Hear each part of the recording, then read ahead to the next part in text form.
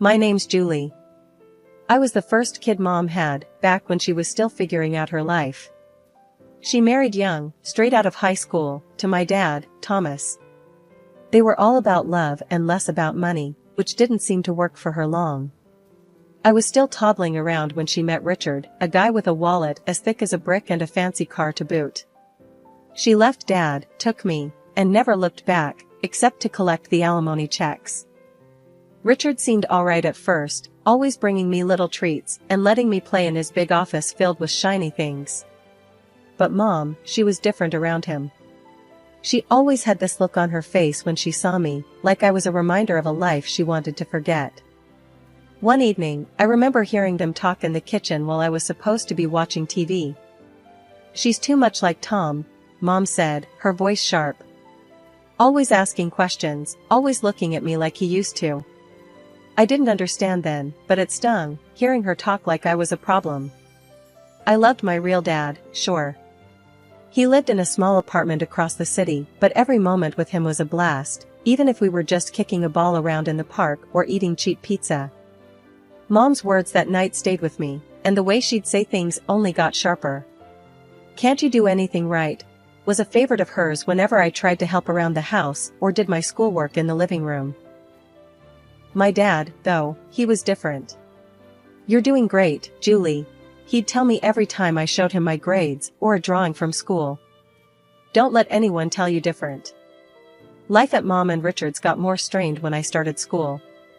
Mom was always on about appearances, how I needed to wear the right clothes, hang out with the right kids. "Why can't you dress like Clara's daughter? Look at her," Mom would nag, holding up one of my classmates' pictures from a party I wasn't invited to. One day, after a particularly rough scolding about my muddy shoes in the hall, I snapped back. "At least Dad doesn't yell about a bit of dirt." The slap came quick, her hand stinging my cheek, before I even saw it move. "Don't you talk about your father like that," she hissed, her face close to mine, her breath smelling of coffee and anger. Tears welled up, but I bit them back, tough like Dad taught me. That night, lying in my bed, I promised myself I wouldn't let her see me cry, wouldn't give her the satisfaction.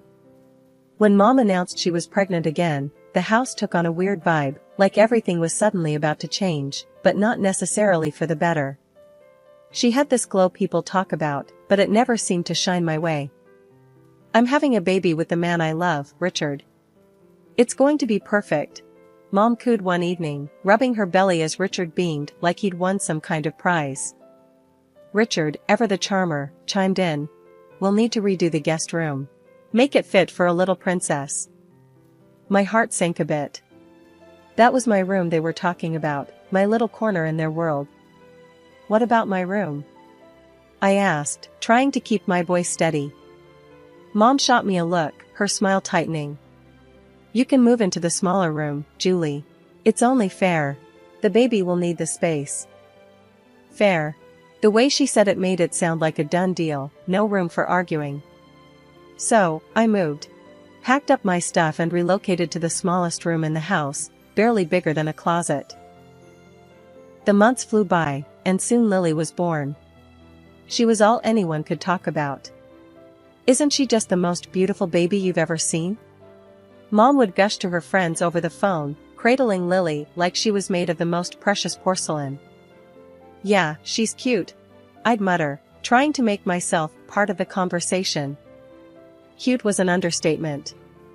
Lily was adorable, and I couldn't help but love her at first sight. I wanted to be a good big sister, wanted to be involved and help out. One afternoon, I tried to sneak into Lily's room while Mom was busy in the kitchen.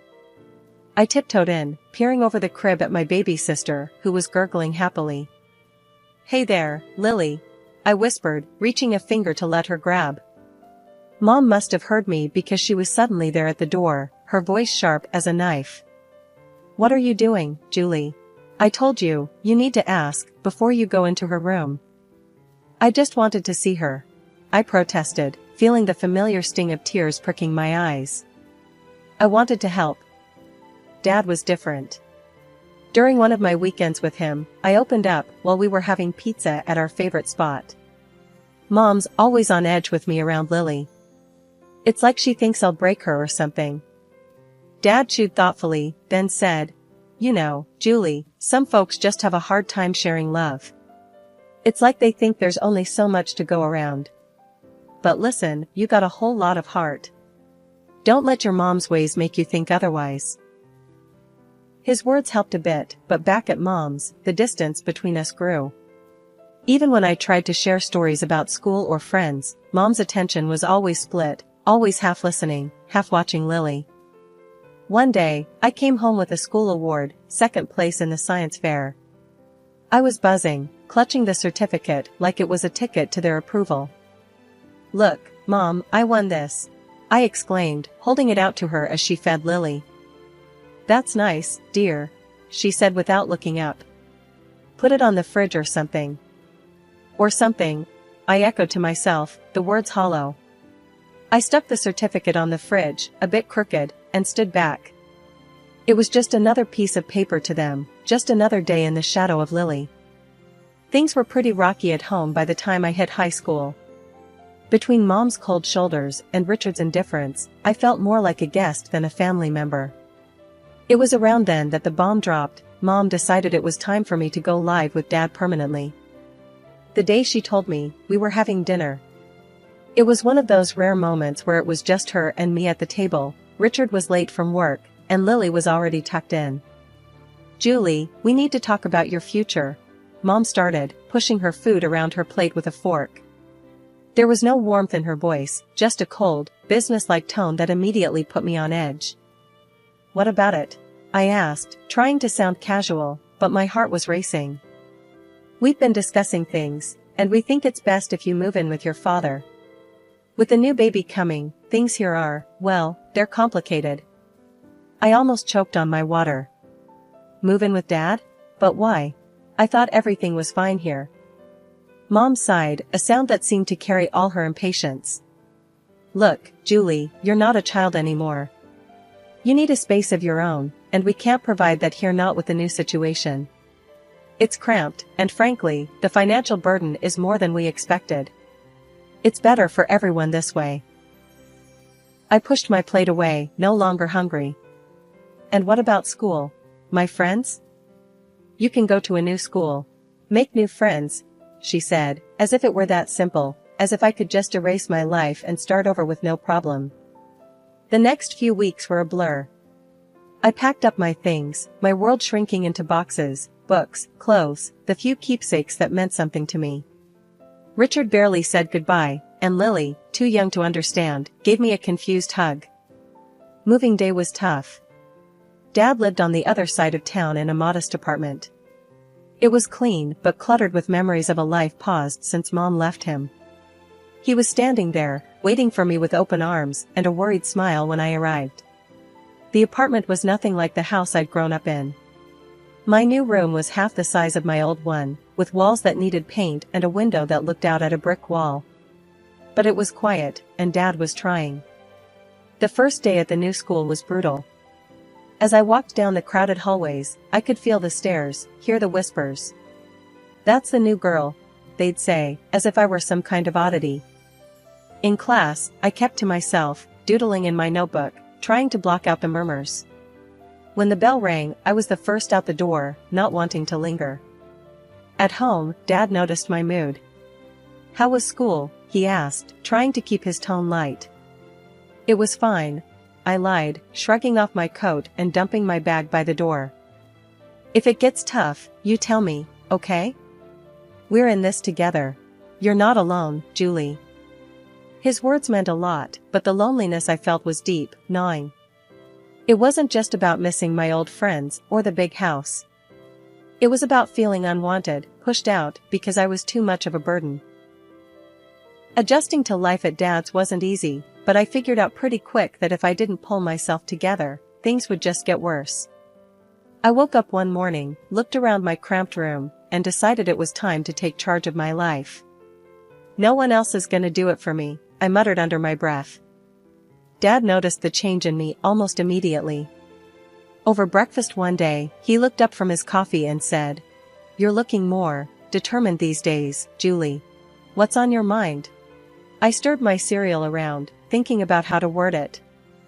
I want to make something of myself, Dad. I don't want to end up stuck, you know?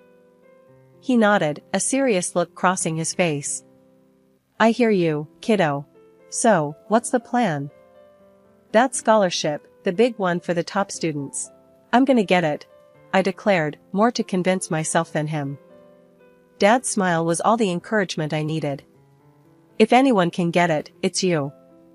Just tell me what you need from me.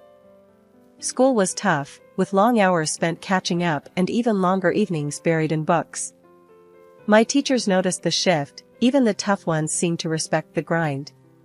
Ms. Jensen, my math teacher, kept me after class one day. Julie, your work has improved dramatically. What's the sudden interest? I need that scholarship, I replied bluntly, packing up my stuff. I've got plans, and they don't include being stuck here forever. Ms. Jensen studied me for a moment, then nodded slowly. Well, keep at it. And let me know if you need extra help. I'm here.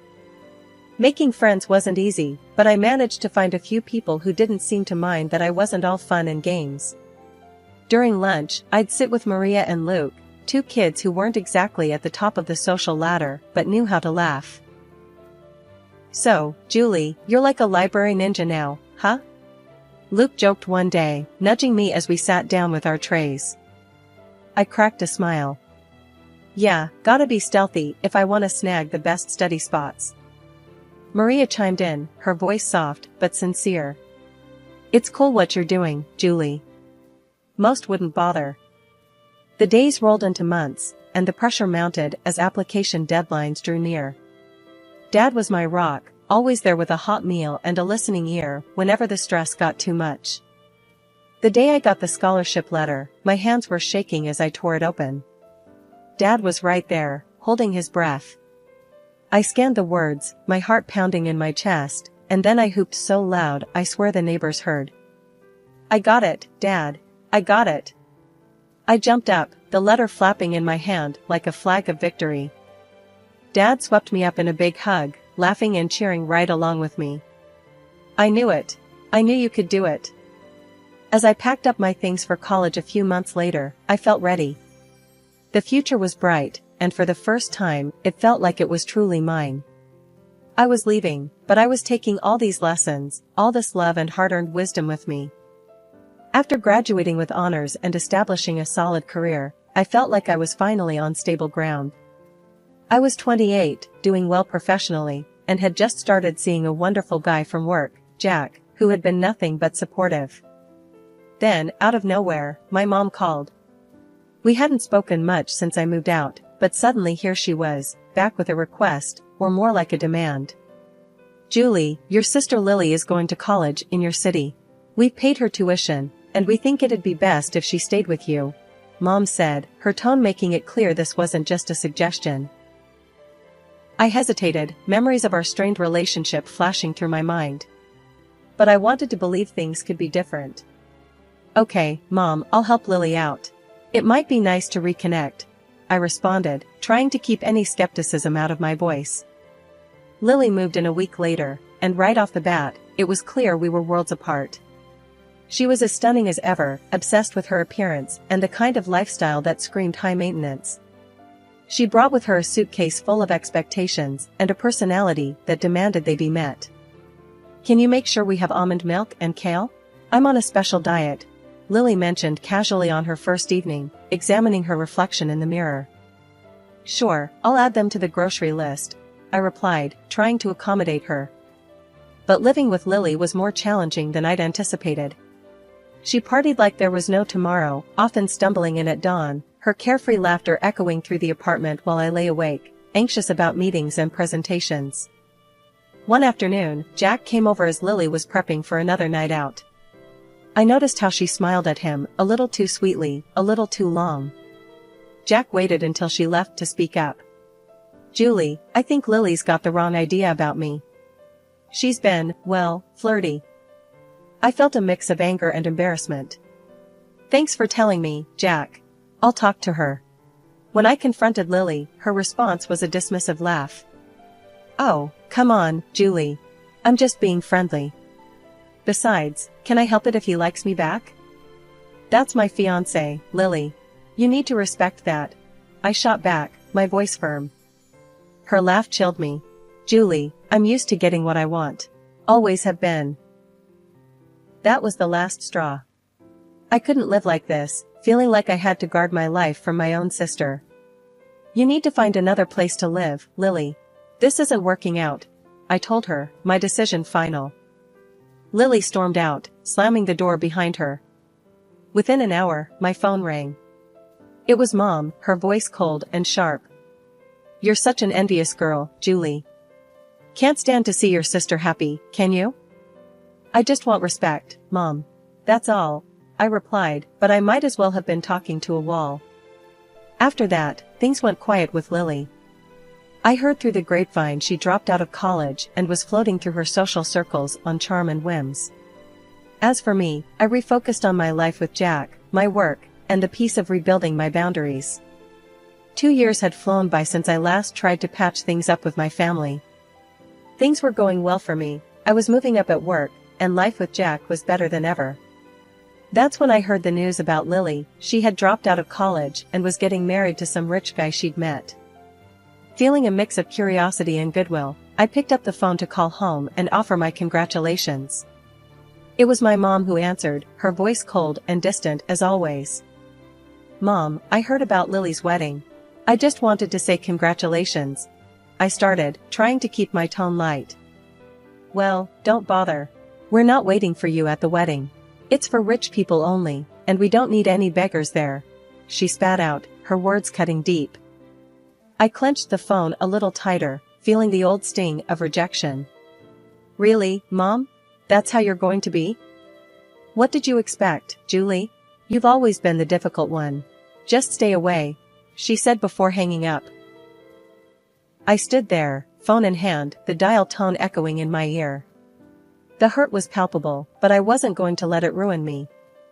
I found out later that they'd spared no expense on Lily's wedding, hiring popular artists and actors to make it a lavish affair. Time passed, and life didn't stand still for me either.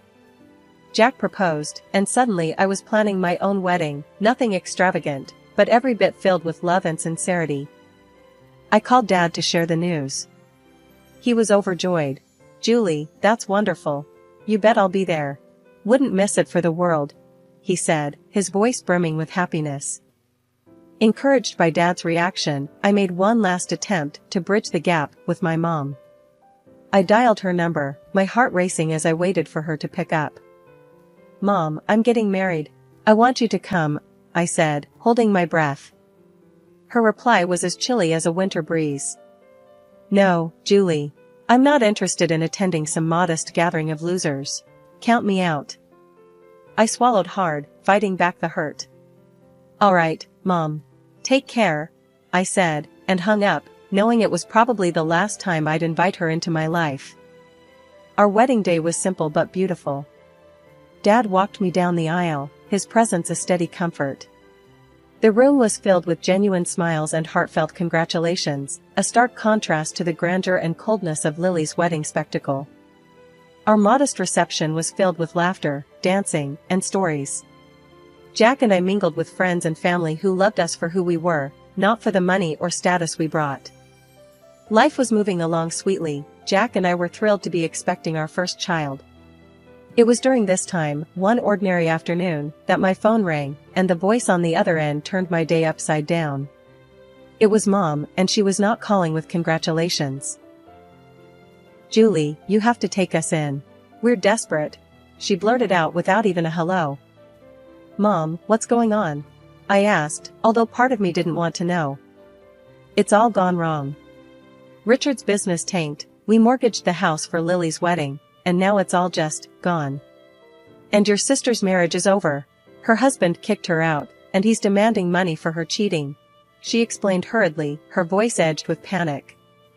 I took a deep breath, trying to process the flood of information. Okay, slow down. What exactly are you asking of me? We need a place to stay. All of us. We're coming to your house, she stated matter-of-factly, as if it were the most obvious solution. The request, or rather, the demand, hit me hard. No, Mom. You can't just decide to move in with us. It doesn't work like that. Julie, you owe us. After everything we've done for you, she snapped, her voice sharp and commanding. That struck a nerve. Oh, you? Mom, remember how you were when I needed you most? You pushed me out. You chose everything over me, and now you expect me to just open my doors? Her voice rose. You're being selfish, Julie. Where's your family spirit? I am your mother. And you've never let me forget it. But being a mother doesn't mean what you think it does. It's not about debts and demands. I shot back, my patience wearing thin. Her fury was palpable, even through the phone. You'll regret this, Julie. I might even take you to court. Get what I deserve. I couldn't help but laugh, though it was more from disbelief than amusement. Go ahead and try. Dad was my guardian when you kicked me out, remember? What are you going to claim? That your daughter wouldn't let you live off her after you threw her out? There was a pause, and I could almost hear her brain ticking over. This isn't over, Julie, she finally hissed before hanging up. Life after my last call with Mom felt like a fresh start, a true new beginning. Jack and I were busy getting the nursery ready, picking out paint colors, and assembling cribs, all while navigating the usual ups and downs of pregnancy. It was a Sunday morning, bright and early, and I was setting up some baby clothes we'd just bought, folding them neatly into the new dresser. Jack was drilling something in the corner, the electric screwdriver buzzing away. He stopped, wiped his forehead, and looked over at me with a smile. How's it going over there, Julie? Need any help? I've got it, thanks. Just thinking about everything. It's really happening, huh? I responded, running my hand over a tiny, soft onesie. It really is. We're going to be parents, Julie. His voice was full of awe and a bit of nervous excitement. Just then, there was a knock at the door. I was surprised. Who could it be this early on a Sunday? Jack went to answer it while I continued organizing. I heard voices, and then Jack called out, Julie, it's for you. Walking into the living room, I was surprised to see my dad standing there, a big grin on his face and a teddy bear in hand. Surprise, he exclaimed. Dad, what are you doing here? I couldn't hide my delight, rushing over to give him a big hug. I wanted to come and see how my favorite daughter is doing. And I brought something for my future grandchild. He handed me the teddy bear, which was soft and cuddly. Thank you, Dad. It means the world to me that you're here, I said, feeling a bit emotional. We sat down, and Dad looked around at the half-assembled baby furniture and the stacks of baby books. Looks like you're almost ready for the little one. We're trying. It's a lot, but we're excited, I told him, then paused, biting my lip. Dad, I had another call with Mom. It didn't go well. Dad's expression sobered. I heard about it from your mom. She wasn't too pleased, was she? No, she wasn't. But Dad, I stood my ground. I had to. For me, for Jack, for the baby. We need peace here, I said firmly. The day passed with us sharing stories, Dad giving us some unsolicited but amusing parenting advice, and just enjoying being together. It was a good day, one of those days you know you'll look back on fondly. As the sun set, painting the sky in shades of orange and pink, Jack, Dad, and I sat on the porch, a gentle breeze rustling the leaves. Jack put his arm around me, and I leaned into him. You know, despite everything with Mom and all the drama, I feel lucky. We have each other, we're about to start this amazing new chapter, and I have a feeling it's going to be great, I said, looking out at the fading light. Jack kissed the top of my head. It will be. We've got this, Julie. As night fell and Dad said his goodbyes, I felt a profound sense of contentment and readiness for what was to come. The challenges with my mom and the uncertainty of new beginnings had been tough, but they'd led me here, to this moment, surrounded by love and support.